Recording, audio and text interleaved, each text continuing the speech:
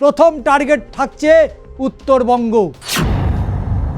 বিজেপির এই লড়াই তার মূল সেটা হচ্ছে হিন্দুত্ববাদী।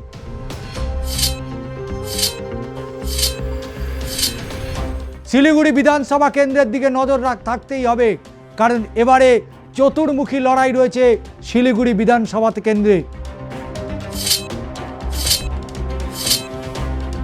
বাংলায় বিজেপি তারা মনে করলো এবারেই পরিবর্তন হবে, এবার নয় নেভার।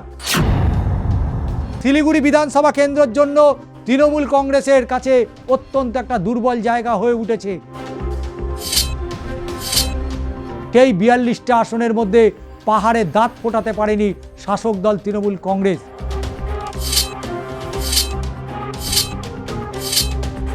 দু 2026-এর বিধানসভা নির্বাচনে নির্বাচন কমিশনের কি ভূমিকা ছিল?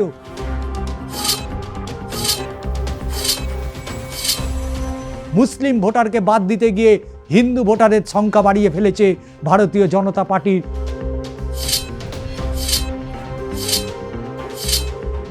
এসআইআরকে ভোট কেন্দ্র করে এবারে 177টি আসন নিয়ে বাংলার মসনদে বসতে চায় অমিত শাহের দলরা।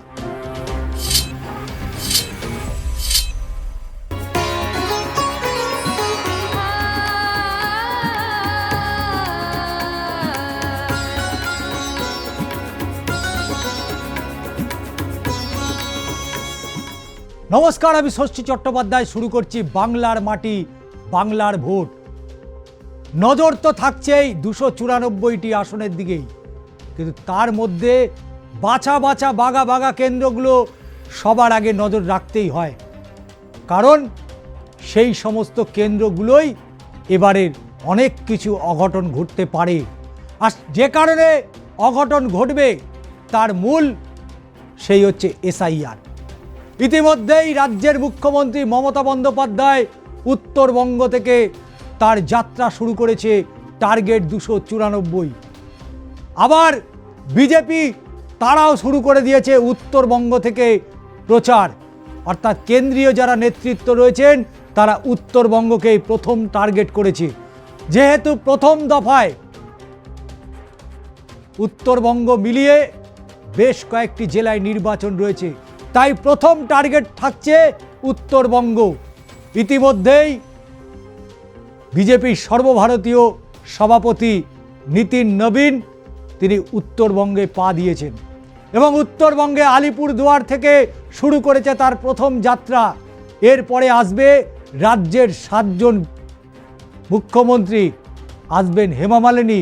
ইতিমধ্যেই শহরে পৌঁছে গিয়েছে আরও এক অভিনেত্রী, এবং শুধু তাই নয়, কঙ্কনা রানাওয়াত তিনি বারবার বুঝিয়ে দিয়েছেন যে হিন্দুত্বই হচ্ছে শেষ কথা। তাই বিজেপির এই লড়াই তার মূল সেটা হচ্ছে হিন্দুত্ববাদী। কিন্তু পশ্চিমবঙ্গের বিভিন্ন ভাষাভাষীর মানুষের বসবাস, সেখানে নির্দিষ্ট একটা ধর্মীয় মানুষকে একত্রিত করে নির্বাচনে যাওয়া বিজেপির পক্ষে কতটা সুফল উঠে আসবে তার উত্তর অবশ্যই 4 মে পাওয়া যাবে। কিন্তু উত্তরবঙ্গের কথা বললেই অবশ্যই দার্জিলিংয়ের সেই 3টি আসন, দার্জিলিং, কার্শিয়াং, কালিম্পং, এবং তারপরে সমতলের দিকে যখন আসতে শুরু করছে প্রথম যে কেন্দ্রটি সেটা হচ্ছে শিলিগুড়ি। শিলিগুড়ি বিধানসভা কেন্দ্রের দিকে নজর থাকতেই হবে, কারণ এবারে চতুর্মুখী লড়াই রয়েছে শিলিগুড়ি বিধানসভা কেন্দ্রে। দার্জিলিং লোকসভা কেন্দ্রের অন্তর্গত শিলিগুড়ি বিধানসভা কেন্দ্রের কি ফলাফল ছিল বিগত দিনে 2016, 2019, 2021 এবং সর্বোপরি 2024।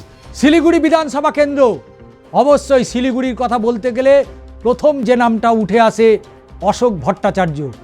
দীর্ঘদিনের বিধায়ক, রাজ্যের মন্ত্রী ছিলেন এবং সর্বোপরি শুধু তাই নয়, শিলিগুড়ি পুরসভার চেয়ারম্যানও ছিলেন। তাই শিলিগুড়ি তো নজর রাখতেই হয়, কারণ শিলিগুড়িতে সর্বশেষ বিজেপি বাজিমাত করেছিল এবং বিজেপির যিনি জয়লাভ করেছিলেন সেখান থেকে সেই শঙ্কর ঘোষ রাজ্য বিধানসভার বিরোধী দলের মুখ্য সচেতক ছিলেন। সেই শিলিগুড়ি কেন্দ্র 2016 সালের বিধানসভা নির্বাচন, অশোক ভট্টাচার্য শিলিগুড়ির মেয়র এবং বিধায়ক সেই অশোক ভট্টাচার্য 2016 সালে বাম কংগ্রেসের জোট হলো, 2011 সালে সিপিএমের ভরাডুবি এবং তারপরে কংগ্রেসকে সঙ্গে নিয়ে নতুন করে যাত্রা শুরু করলো, যে কংগ্রেসের সাথে অদনা তীব্র বিরোধ ছিল সিপিএমের। সেই সিপিএম কংগ্রেসকে সঙ্গে নিয়ে শিলিগুড়ি বিধানসভা কেন্দ্র তারা দখল করলো। অর্থাৎ শিলিগুড়ি থেকে অশোক ভট্টাচার্য তৎকালীন সময় ৭৮,০৫৪টি ভোট পেয়েছিল। আমরা যদি শতাংশের বিচারে দেখি তাহলে 46.36% ভোট পেয়েছিলেন অশোক ভট্টাচার্য। তারপরে অল ইন্ডিয়া তৃণমূল কংগ্রেস দ্বিতীয় স্থানে উঠে এলো শিলিগুড়ি বিধানসভা কেন্দ্রে। সেই শিলিগুড়ি থেকে 63,982টি ভোট পেয়েছিল শাসক দল তৃণমূল কংগ্রেস, অর্থাৎ শতাংশের নিরিখে 38.00। তারপরে তৃতীয় স্থানে ছিল ভারতীয় জনতা পার্টি বিজেপি শিলিগুড়ি বিধানসভা কেন্দ্রে 2016-তে 3 নম্বরে ছিল, অর্থাৎ তারা 19,300 ভোট পেয়েছিল। শতাংশের পরিসংখ্যান বলছে 11.46% ভোট পড়েছিল শিলিগুড়ি বিধানসভা কেন্দ্রে বিজেপির পক্ষে। এবং নোটায় ভোট পড়েছিল কত? নোটায় ভোট পড়েছিল 1.71%, অর্থাৎ কিনা 2,877টি ভোট। আর অশোক ভট্টাচার্য তিনি জয়লাভ করেছিলেন 14,072 ভোটে। অর্থাৎ আমরা যদি দেখি অশোক ভট্টাচার্য 2016 বিধানসভা নির্বাচনে বাম কংগ্রেসের জোট, সেই অশোক ভট্টাচার্য পেল 14,072টি ভোট। স্বাভাবিকভাবেই শিলিগুড়ি একদা বামেদের দুর্গ হিসেবেই পরিচিত ছিল। সেখানকার পুরসভা, সেখানকার উন্নয়ন পর্ষদ সমস্তটাই ছিল বামেদের দখলে। কিন্তু সময়ের সাথে সাথে পরিবর্তন ঘটেছিল শিলিগুড়ির রং। তাই আমরা 2019-এর লোকসভা নির্বাচনের দিকে নজর রাখব, কারণ 2019-এর লোকসভা নির্বাচন হাড্ডাহাড্ডি লড়াই ছিল। কেন্দ্র হচ্ছে অবশ্যই দার্জিলিং লোকসভা কেন্দ্র। আর দার্জিলিং লোকসভা কেন্দ্র যেখানে অবশ্যই তার মধ্যে এই শিলিগুড়ি বিধানসভা কেন্দ্র পড়ে। তাই শিলিগুড়ি বিধানসভা কেন্দ্রের দিকে তো অবশ্যই নজর রাখতেই হয়, কারণ আমরা যদি বিধানসভা ধরে ধরে যদি আমরা বিশ্লেষণ দিই, শিলিগুড়িতে অবশ্যই অনেকটাই মার্জিনে জয়লাভ করতে পেরেছিল রাজু বিস্তা। 2019-এর লোকসভা নির্বাচন, 2019-এ 7,50,760টি ভোট পেয়েছিল ভারতীয় জনতা পার্টি। 2016 সালে যেখানে 3 নম্বরে ছিল, সেখানে লোকসভা নির্বাচনে 3 বছরের মাথায় একেবারে প্রথম স্থান দখল করলো ভারতীয় জনতা পার্টি। শতাংশের বিচারে আমরা যেটা দেখতে পাচ্ছি, প্রায় 59.19% ভোট পেয়েছিল ভারতীয় জনতা পার্টি।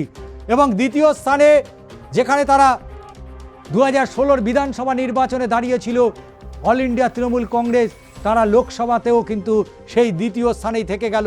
অর্থাৎ তারা ভোট পেল 3,36,624টি ভোট। আমরা শতাংশের বিচারে যেটা দেখতে পাচ্ছি, 26.56% ভোট পেয়েছিল অল ইন্ডিয়া তৃণমূল কংগ্রেস, রাজ্যের শাসক দল। এবং তারপরে 2019-এ সেখানে বাম কংগ্রেস তারা নির্বাচনে জোটে গেল না। 2016-র যে ফলাফল হলো, তারপরে তারা 2019-এর লোকসভা নির্বাচনে এককভাবে লড়াই চালালো। এবং 2019-এর লোকসভা নির্বাচনে ইন্ডিয়ান ন্যাশনাল কংগ্রেস এবং বামেরা তারা কোনো জোট করলো না। তাই ইন্ডিয়ান ন্যাশনাল কংগ্রেস তারা 65,118টি ভোট পেল, অর্থাৎ শতাংশের বিচারে 5.14%। কিন্তু বামেরা শিলিগুড়ি দার্জিলিং একেবারে লাগোয়া, কিন্তু সেই জায়গায় দাঁড়িয়ে মানুষ আর বামেদেরকে নিতে পারল না, যে কারণে সিপিএম সেখানে ভোট পেল 50,524টি। তুলনামূলক কংগ্রেস প্রায় আর 15,000 বেশি ভোট পেয়েছিল। এবং তারা শতাংশের বিচারে 3.99% ভোট পেয়েছিল বামেরা। শুধু তাই নয়, 2019-এ নোটাতেও ভালো ভোট পড়েছিল। নোটাতে যে ভোট পড়েছিল সেখানে আমরা দেখতে পাচ্ছি 10,625টি ভোট পড়েছিল নোটাতে। অর্থাৎ সাধারণ মানুষ তারা অনেকেই নোটাকে পছন্দ করেছে এবং তারা অনেকেই মনে করেন যে জনপ্রতিনিধিকে তারা যে নির্বাচিত করেছিল তাদের কাজে তাদের পছন্দ হয়নি এবং বহু সমস্যা রয়ে গিয়েছিল, যে সমস্যার সমাধানের কোনো পথ খুঁজে পায়নি। তাই তারা নোটাকে বেছে নিয়ে তারা 10,625 জন ভোট দিল নোটাতে। এবং জেপিজেও ক্যান্ডিডেট দিয়েছিল, অর্থাৎ জেপিজে তারা ভোট পেল 6,495 শতাংশের বিচারে 0.51%। ঘাড়ের ওপর নিঃশ্বাস ফেলছে 2021-এর বিধানসভা নির্বাচন। রাজ্যে পরিবর্তনের ডাক দিল কেন্দ্রের বিজেপি সরকার। বাংলায় বিজেপি তারা মনে করলো এবার এই পরিবর্তন হবে, এবার নয় নেভার। কিন্তু সেই এবার নয় নেভার তাদের সেখানেই কি থেমে যেতে হয়েছিল? কতগুলো আসন পেয়েছিল ভারতীয় জনতা পার্টি 2021-এর বিধানসভা নির্বাচনে? 2021-এর নির্বাচনে তারা 77টি আসন পেয়ে রাজ্য বিধানসভায় বিরোধী দলের আসনে বসেছিল। কিন্তু যে বাম কংগ্রেস দীর্ঘদিন ধরে তারা বিধানসভায় বিভিন্ন সময় তাদের অস্তিত্ব লক্ষণীয়ভাবে দেখা গেলেও 2021-এর বিধানসভা নির্বাচনে বাম কংগ্রেস একেবারে শূন্য হয়ে গেল। যদিও বামেদের যে জোট, সেই জোটের একজন প্রার্থী জয়লাভ করেছিল, সে হচ্ছে আইএসএফের বিধায়ক নওশাদ সিদ্দিকী। মনে রাখতে হবে যে প্রথম 2021-এ আইএসএফ তারা আত্মপ্রকাশ করল বাংলার রাজনীতিতে এবং সে বছরেই তারা প্রথম একটি আসন দখল করে নেয় ভাঙড় থেকে, এবং সেটাই বামেদের একটাই আসন ছিল। কিন্তু আমরা পরবর্তীতে দেখব 2021-এর বিধানসভা নির্বাচনে রাজ্যের শাসক দল তৃণমূল কংগ্রেস 215টি আসন পেয়েছিল, যেখানে মোদি বলে গিয়েছিলেন প্রধানমন্ত্রী, তিনি বলেছিলেন আপকি বার 200 পার। কিন্তু সেই প্লেটে সেই শিলিগুড়ি বিধানসভা কেন্দ্র 2021-এর বিধানসভা নির্বাচন, সেই নির্বাচনে আমরা যেটা দেখতে পেলাম, অশোক ভট্টাচার্যের দীর্ঘদিনের ছায়া সঙ্গী, অশোক ভট্টাচার্যের যিনি ছাত্র শঙ্কর ঘোষ, তিনি বিজেপিতে যোগদান করলেন সিপিএম ছেড়ে। যা হওয়ার ঠিক তাই হলো। যেরকম হয়েছিল বিধাননগর বিধানসভা কেন্দ্রে দীর্ঘদিনের বিধায়ক, রাজ্যের ক্রীড়া ও যুব কল্যাণ দপ্তরের মন্ত্রী সুভাষ চক্রবর্তী, তার শিষ্য সুজিত বসু, তিনি যেমন গুরুর বিরুদ্ধে দাঁড়িয়েছিলেন, ঠিক তেমনই একই ছবি আমরা দেখতে পেয়েছিলাম শিলিগুড়ি বিধানসভা কেন্দ্রের দিকে। এবং সেই কেন্দ্রেতে গুরু শিষ্যর লড়াই হলো, একদিকে অশোক ভট্টাচার্য, তার উল্টো দিকে তারই শিষ্য শঙ্কর ঘোষ। তাই বিজেপি শিলিগুড়ি থেকে 2021-এর বিধানসভা নির্বাচনে 89,370 ভোটে জয়ী হন। শতাংশের বিচারে আমরা যেটা দেখতে পেয়েছি, 50.03% ভোট পেয়েছিল ভারতীয় জনতা পার্টির প্রার্থী শঙ্কর ঘোষ, যিনি পরবর্তীতে রাজ্য বিধানসভার বিরোধী দলের মুখ্য সচেতক ছিলেন। সেই জায়গায় দাঁড়িয়ে অল ইন্ডিয়া তৃণমূল কংগ্রেস শাসক দল তারা শিলিগুড়ি দখল নিতে পারল না। 2011 সালের পর থেকে এই শিলিগুড়িতে বিভিন্ন সময় রঙের পরিবর্তন হয়েছে, কিন্তু সেই রঙের মধ্যে ঘাসফুল শিবির তারা কিন্তু সেভাবে দাঁত ফোটাতে পারেনি। তাই শিলিগুড়ি বিধানসভা কেন্দ্রের জন্য তৃণমূল কংগ্রেসের কাছে অত্যন্ত একটা দুর্বল জায়গা হয়ে উঠেছে। কিন্তু 2026-এ শিলিগুড়ির রং কি বদল হবে? গেরুয়ার বদলে কি সবুজ হবে? কারণ সেখানে তরুণ তুর্কি যুব নেতা শঙ্কর ঘোষ যেভাবে গত 5 বছর ধরে শিলিগুড়ি এলাকায় চষে বেরিয়েছে, সেই জায়গায় অবশ্যই লড়াই তো থাকবেই। কারণ 26-এর বিধানসভা নির্বাচনে সেখানে উত্তরবঙ্গ উন্নয়ন মন্ত্রী বিদায়ী গৌতম দেব, তিনি এবারের প্রার্থী হয়েছেন শিলিগুড়ি বিধানসভা কেন্দ্র থেকে। কদিন আগেই আমরা একটা পোস্ট দেখতে পাচ্ছিলাম, যেখানে শঙ্কর ঘোষ তিনি চ্যালেঞ্জ করছেন অভিষেক বন্দ্যোপাধ্যায়কে, বলছি যদি ক্ষমতা থাকে শিলিগুড়িতে এসে আমাকে পরাজিত করে যান। লড়াই আছে, লড়াই শিলিগুড়িতে থাকবে। কিন্তু অল ইন্ডিয়া তৃণমূল কংগ্রেস দ্বিতীয় স্থানে তারা ভোট পেল 53,784টি ভোট। শতাংশের বিচারে বিজেপির থেকে অনেক কম, অর্থাৎ 30.11%। এক ধাক্কায় তৃণমূল কংগ্রেসের ভোটটা অনেকটা কমে গিয়েল। এবং সেই জায়গায় বাম কংগ্রেস আবার 2019-এর পরে 21-এ আবার তারা বন্ধুত্বপূর্ণ জোট করল। অধীর চৌধুরী, মোহাম্মদ সেলিম, তারা জোটের মুখ হিসাবে একেবারে সামনের দিকে এগিয়ে এলো এবং জোট হলো, বাম কংগ্রেসের জোট হলো, তারা ভোট পেল 28,835টি, শতাংশের বিচারে 16.14। তুলনামূলকভাবে বামেদের যে ভোটটা সেটা সরাসরি বিজেপির দিকে চলে গিয়েছিল, অস্বীকার করার কোনো জায়গা নেই। কারণ শঙ্কর ঘোষ ছিল শিলিগুড়ি বিধানসভা কেন্দ্রের প্রার্থী। শঙ্কর দীর্ঘদিনের সিপিএমের পোড় খাওয়া নেতা। সেই শঙ্কর ঘোষ যখন বিজেপিতে গেল, বামেদের একটা বড় অংশের ভোট চলে গেল শঙ্করের দিকে। তারপরে রইল নোটা। নোটাতে ভোট পড়ল কত? 2074টি, অর্থাৎ 1.16% ভোট পড়েছিল নোটাতে 2021 বিধানসভা নির্বাচনে। 2021 শঙ্কর ঘোষ এই শিলিগুড়ির রং বদলে দিল। দার্জিলিংয়ের রং তো গেরুয়া হয়েই ছিল, সেই দার্জিলিং লোকসভা কেন্দ্রের অন্তর্গত শিলিগুড়ি বিধানসভার রঙও বদলে গিয়ে হয়ে গেল গেরুয়া। ছিল লাল নীল, হয়ে গেল গেরুয়া। এবং শঙ্কর ঘোষ 35,586 ভোটে জয়লাভ করল শিলিগুড়ি বিধানসভা কেন্দ্র থেকে। তারপরেই ভারতবর্ষে আবার কারা রাজত্ব করবে? ভারতবর্ষের সিংহাসনে কে বসবেন? ভারতবর্ষে আগামী 5 বছর কারা রাজত্ব করবে? শুরু হয়ে গেল লড়াই।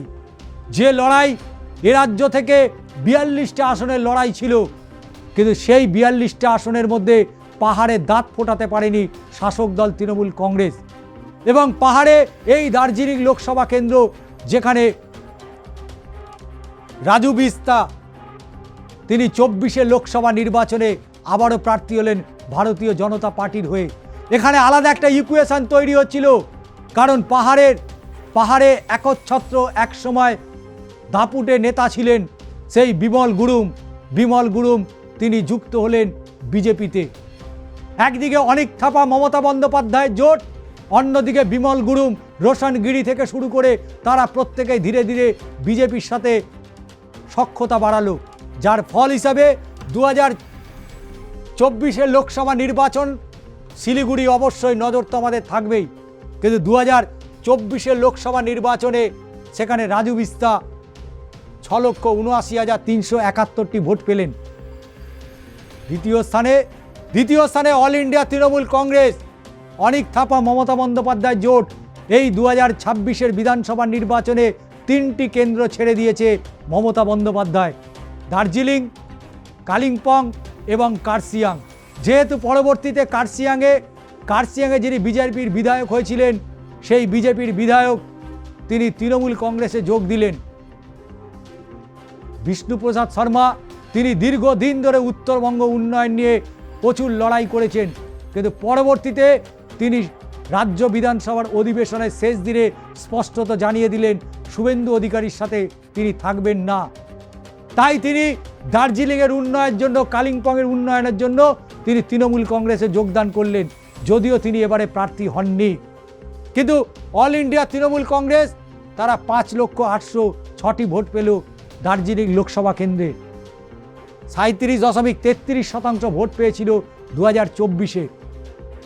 সিপিএম কংগ্রেস আবার তারা জোটে এলো, আবার তারা জোট করে তারা 83,374টি ভোট পেল দার্জিলিং লোকসভা কেন্দ্র থেকে। এবং শুধু তাই নয়, 6.28% ভোট পেয়েছিল। এবং তার পাশাপাশি ঘুরে ফিরে সেই নোটার কথা তো বলতেই হয়, কারণ বিগত 2016 সালের পর থেকে একের পর এক নির্বাচন আমরা দেখেছি, যে নির্বাচনটা সংগঠিত হলেও সেখানে সাধারণ মানুষ একটা বড় অংশ তারা নোটাতে চলে যায়। এবং নোটা যে পরিমাণে ভোট পড়ে, যে কোনো প্রার্থীর সাথে সেই যোগ যদি করা হয় ফল, তাহলে অবশ্যই সেই প্রার্থীর তুলনামূলক ভোট ব্যাংকটা অনেক বেড়ে যায়। 18,021টি ভোট পড়েছিল নোটায় লোকসভা নির্বাচনে, যার মার্জিন অফ ভোট 1.3%। কিন্তু 26-এর নির্বাচনকে ঘিরেই তো এত আয়োজন, এত উৎসবে চেহারা নিচ্ছে, কারণ গণতন্ত্রের উৎসব 26-এর এই হাই ভোল্টেজ নির্বাচন। একদিকে এসআইআর আর একদিকে দুর্নীতির তালিকা। কিন্তু বিজেপি বেছে নিয়েছে কি? বিজেপি দুর্নীতি ইস্যুগুলোকে বাদ দিয়ে এসআইআরকে ধরে নিয়েছে। তারা চাইছে এসআইআরকে ভর কেন্দ্র করে 2026-এর বিধানসভা নির্বাচনে তারা বাংলা দখল করবে।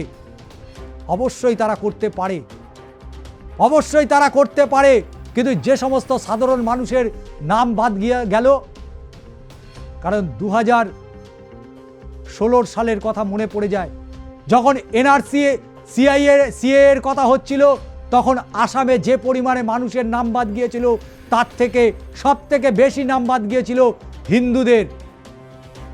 7 লক্ষ শুধু মুসলিম ভোটারদের নাম বাদ গিয়েছিল, 13 লক্ষ মানুষের যারা মূলত হিন্দু, এবং তাদেরকে দীর্ঘ সময় ধরে সেই ডিটেনশন ক্যাম্পে পোষতে হয়েছিল, যারা ভারতবর্ষের নাগরিক। শুধু একটা কাগজ হয়তো ঠিক করে তারা জমা দিতে পারেনি, একটা কাগজের ভুলে তাদের দীর্ঘদিনের ডিটেনশন ক্যাম্পের সেই যন্ত্রণা তাদেরকে সহ্য করতে হয়েছিল। কি অমানবিক সেই সমস্ত দিন, যা আসামের বাসিন্দারা সেটা হারে হারে টের পেয়েছে। আর বাংলায় বিজেপি বলছে এসআইআরই তাদের সব, এবং নির্বাচন কমিশনের একের পর এক সিদ্ধান্ত, যে সিদ্ধান্তে অবশ্যই মানুষের আজকে প্রশ্নচিহ্নের মুখে পড়েছে জ্ঞানেশ কুমার। নির্বাচন কমিশনের কথা বলতে হয় তাহলে টিএন সেশনের কথা বলতে হয়। যে সময় বাম আমলে মমতা বন্দ্যোপাধ্যায় 1993 সালে সচিত্র পরিচয়পত্রের দাবিতে সচিত্র পরিচয়পত্রের বিনিময়ে নির্বাচন চেয়েছিল, এবং সেকে কেন্দ্র করে যে ঘটনা ঘটেছিল বাংলার মানুষ তার জানতে বাকি নেই। তাই এই নির্বাচনটা নির্বাচন কমিশনকে মনে রাখবে, ভারতবর্ষের ইতিহাসে লিখিত থাকবে 2026-এর বিধানসভা নির্বাচনে নির্বাচন কমিশনের কি ভূমিকা ছিল। প্রতিদিন সকালবেলা ঘুম থেকে উঠে থেকে রাতে শুতে যাওয়ার আগে পর্যন্ত একের পর এক পরিবর্তন ঘটছে। নজিরবিহীনভাবে যে নির্বাচনে রাজ্যের মুখ্য সচিব, স্বরাষ্ট্র সচিব থেকে শুরু করে রাজ্যের আমলাদের বদলি করে দেওয়া হয়েছে, ভারতবর্ষের ইতিহাসে নজিরবিহীন ঘটনা। রাজ্যের মুখ্যমন্ত্রীকে সুপ্রিম কোর্ট পর্যন্ত ছুটতে হয়েছে এসআইআরে, যেভাবে আম আদমি মানুষের নাম বাদ গেছে।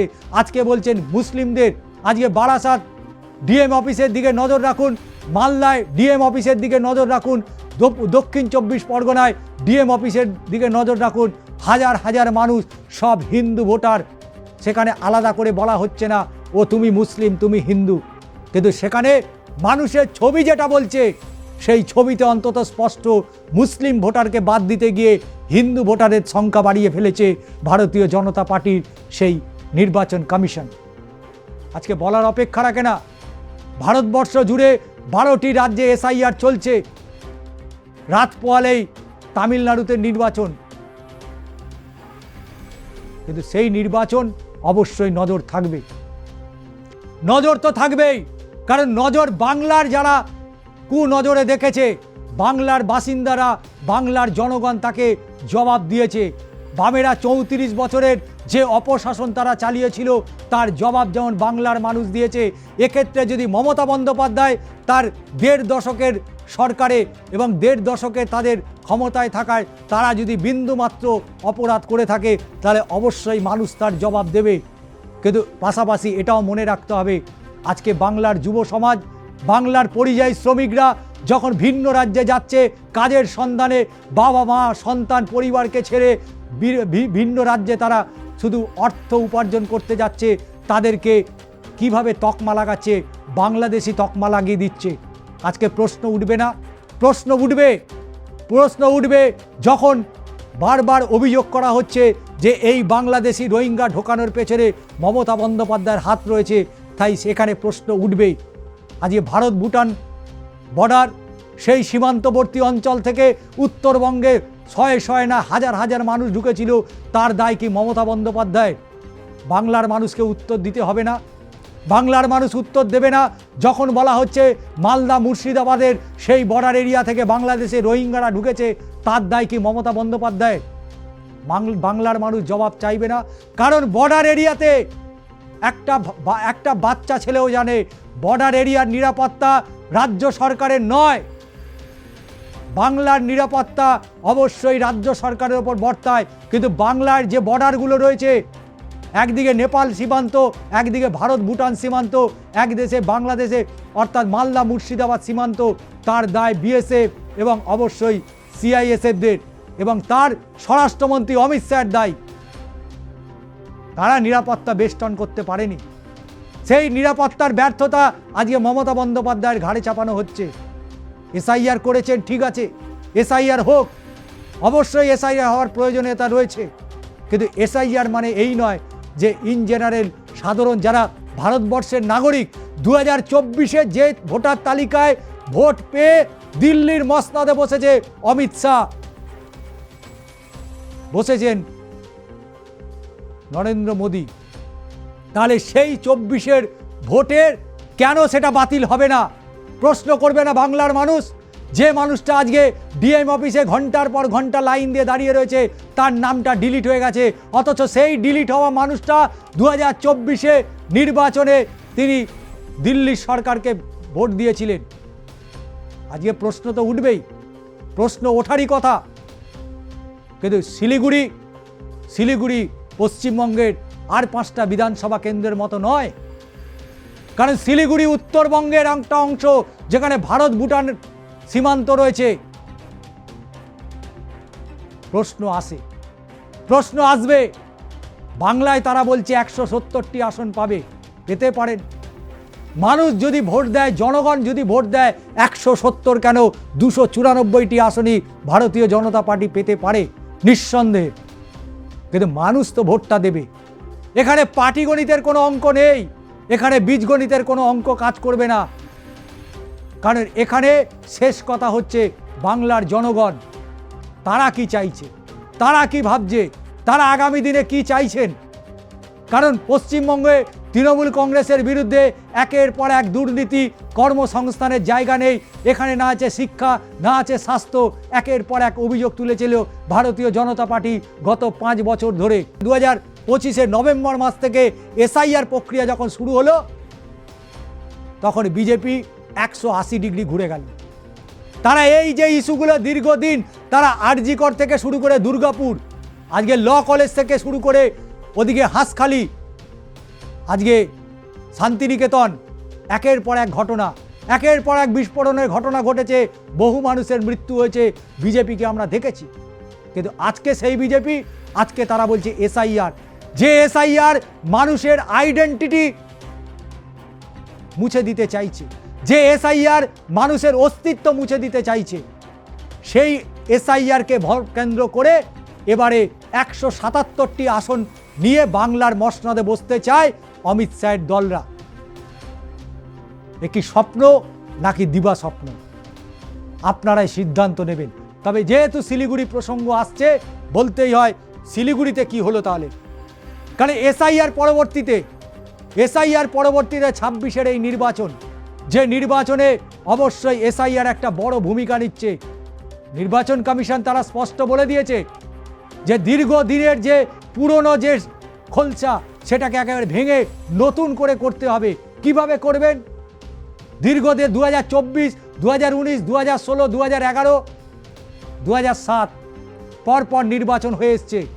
সেই নির্বাচনে আমরা কি দেখেছি? একজন সাধারণ ভোটার হিসাবে আমার বাড়িতে যে কোনো নির্বাচিত দল, নির্বাচন কমিশনের আন্ডারে যে সমস্ত রাজনৈতিক দলগুলো রয়েছে, যারা মূলত কন্টেস্ট করছে, সেই রাজনৈতিক দলের যারা কর্মী, তারা বাড়িতে এসে ভোটার লিস্ট দিয়ে যেত। মা, মাসিমা, দাদু, আপনারা ভোট দিতে যাবেন, সকাল সকাল ভোট দেবেন। 2026-এ একেবারে পরিবর্তন। ভয় পাচ্ছে যে বিজেপি, এ কথা পরিষ্কার। আজকে সেই সমস্ত কর্মী সমর্থকদের ওপর আর ভরসা রাখছে না বিজেপি, তার নিজের কর্মী সমর্থকদের ওপরও ভরসা রাখতে পারছে না, যে কারণে 20 দিন ধরে এই বাংলায় পড়ে থাকবে স্বরাষ্ট্রমন্ত্রী অমিত শাহ, এবং কর্মী সমর্থকদের উপর আস্থা নেই বলে বিএলও মারফত পৌঁছে যাবে বাড়ি বাড়ি ভোটার লিস্ট, মাফ করবেন ভোটার তালিকা। সেই ভোটার তালিকা ধরে তারা ভোটার স্লিপ পাবে। তারপরে তারা আসবেন, তার যে কেন্দ্রে ভোট পড়বে সেখানে যাবেন, কেন্দ্রীয় বাহিনী দেখবেন, পরিচয়পত্র দেখবেন, বাইরে বসে আছে আপনার সেই এজেন্টরা, যে এজেন্ট আগে 4 দেওয়ালে বন্দি ছিল।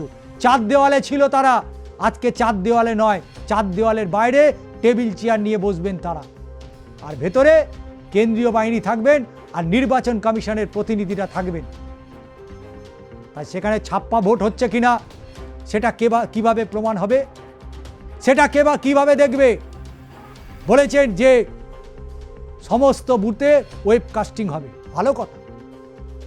যেখানে ওয়েবকাস্টিংয়ে 2 জনের থেকে 4 জনের সংখ্যা দেখতে পাওয়া যাবে, সেখানে নতুন করে অর্থাৎ পুনরায় আবার ভোট হবে, রিপোল হবে।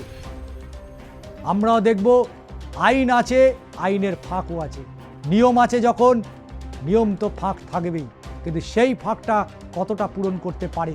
শিলিগুড়ি বিধানসভা কেন্দ্রের দিকে আবারও আমাদের নজর রাখতে হচ্ছে, কারণ বিজেপি প্রার্থী শঙ্কর ঘোষ তিনি 35,586 ভোটে জয়লাভ করেছিল 2021-এর বিধানসভা নির্বাচন। এসআইআরে তার বিধানসভা কেন্দ্র, যে বিজেপি এসআইআর নিয়ে এত কথা বলছে, সেই এসআইআর বুমেরাং হয়ে যাবে না তো? এই প্রশ্ন কিন্তু থাকছে। কিন্তু শঙ্কর ঘোষের ক্ষেত্রে এসআইআরে বাদ পড়েছেন এই শিলিগুড়ি বিধানসভা কেন্দ্রে 2025-এ 16ই ডিসেম্বর 31,181 জনের নাম। আজকে শঙ্করবাবু জিতেছিলেন 35,586 ভোটে। আর এসআইআরের প্রথম দফায় তার বিধানসভা কেন্দ্র থেকে 31,181 জনের নাম বাদ চলে গেল। দ্বিতীয় পর্বে 28শে ফেব্রুয়ারি এসআইআরে বাদ পড়েছেন কত? 5,240 জন। 28শে ফেব্রুয়ারি সমষ্টি কত হলো? দুটো যোগফল কত হলো? যে এসআইআর নিয়ে বিজেপি এত চর্চা করছে, যে এসআইআর নিয়ে তাদের এত উত্তেজনা, সেই এসআইআরে শঙ্কর ঘোষের বিধানসভা কেন্দ্র একদিকে 31,181, একদিকে 5,240। তাহলে এসআইআরে বাদ পড়লো কত? এসআইআরে মোট বাদ পড়লো 31,705 আর 5,240। অলরেডি প্রায় 36,000 বাদ চলে গেল। তাহলে শঙ্করবাবুর নির্বাচন কেন্দ্রে এত মানুষের নাম বাদ গেল, কিন্তু শঙ্কর ঘোষের তার এলাকার উন্নয়ন, তার এলাকায় দাপিয়ে বেড়া, প্রতিটা মানুষের প্রতি তার সহানুভূতি, প্রতিটা জায়গায় ধরে ধরে তার প্রতিদিনের যাতায়াত, শঙ্কর ঘোষকে এটাই বলি হয়তো এসআইআর করে দমানো যাবে না। এসআইআর করে শঙ্কর ঘোষকে দমানো যাবে না, কারণ এসআইআর হওয়ার পরেও শঙ্কর ঘোষ যদি পিছিয়েও থাকে, তার এলাকার পরিচিতি, তার দীর্ঘদিনের সংগঠন, এবং শুধু তাই নয়, বুথ লেভেলের সংগঠন যে শঙ্কর ঘোষ ধরে রাখতে পেরেছে, এটাই তার বড় ম্যাজিক। তাই আমাদের দেখতে হবে বিজেপি প্রার্থী শঙ্কর ঘোষ যে ব্যবধানে জয়লাভ করেছিলেন, তার প্রাপ্ত ভোট থেকে 3,881 জনের নাম কম বাদ পড়েছে এসআইআরে। শিলিগুড়িতে লড়াই হবে, কারণ একদা বামেদের দুর্গ, সেই দুর্গ আজকে টালমাটাল পরিস্থিতি। এক সময় যে কংগ্রেসের সাথে হাত মিলিয়ে শিলিগুড়ি বিধানসভা কেন্দ্রে লড়েছিল, আজকে সেই তার হাত অর্থাৎ কংগ্রেস, আজকে তারা একা লড়াইয়ের সিদ্ধান্ত নিয়েছে। তাই স্বাভাবিকভাবেই চতুর্মুখী লড়াই হবে। গৌতম দেব কি পারবে শঙ্কর ঘোষকে পরাজিত করতে? শঙ্কর ঘোষকে চ্যালেঞ্জের মুখে ফেলতে পারবে? বামেদের প্রার্থী, কংগ্রেসের প্রার্থী, লড়াই হবে চতুর্মুখী হলেও লড়াই হবে শুধু দুটো রাজনৈতিক দলের, এটা নিশ্চিতভাবে বলা যেতে পারে। একদিকে গৌতম দেব, অন্যদিকে শঙ্কর ঘোষ। যুযুধান দুই শিবির সকাল থেকে রাত পর্যন্ত লাগাতার প্রচার অভিযান চালিয়ে যাচ্ছে। এদিকে উত্তরবঙ্গ থেকে বিজেপির কেন্দ্রীয় নেতৃত্ব যাত্রা শুরু করেছে। আবার আসছে প্রধানমন্ত্রী নরেন্দ্র মোদী, উত্তরবঙ্গে সভা করবেন। কেন্দ্রীয় স্বরাষ্ট্রমন্ত্রী উত্তরবঙ্গে সভা করবেন। হেমা মালিনী থেকে কঙ্কনা রানাওয়াত, প্রত্যেকেই কিন্তু নজর রেখেছে উত্তরবঙ্গের দিকে। রাজ্যের 7 জন মুখ্যমন্ত্রী আসছেন। বিজেপি শাসিত রাজ্য থেকে 7 জন মুখ্যমন্ত্রী আসছেন। যোগী আদিত্যনাথ থেকে শুরু করে, মানিক সরকার থেকে শুরু করে আরও অনেকেই আসবেন, প্রচার অভিযান চালাবেন। কিন্তু শিলিগুড়ির ফল কি হবে? শিলিগুড়ির ফল কি হবে? কেই বা এগিয়ে থাকবে? শঙ্কর ঘোষ কি আবার প্রত্যাবর্তন করতে পারবেন? না, শঙ্কর ঘোষকেও কড়া চ্যালেঞ্জের মুখে পড়তে হবে এসআইআর পর্বে। নজর থাকবে শিলিগুড়ির দিকে, নজর থাকবে 294 কেন্দ্রের দিকে। কিন্তু বাংলার মানুষ তারা চূড়ান্ত সিদ্ধান্ত নেবেন, তারা গৌতম দেবকে ভোট দেবেন না শঙ্কর ঘোষকে, না সিপিএম নাকি কংগ্রেস। লড়াই চলুক, লড়াই হোক। 4 মের দিকে সকলেই নজর থাকবে, আমাদেরও নজর থাকবে। আজকের দাদা দিদির রাজনীতির প্ল্যাটফর্মে বাংলার মাটি বাংলার ভোট আপনাদের কেমন লাগলো অবশ্যই আপনাদের মতামত জানাবেন।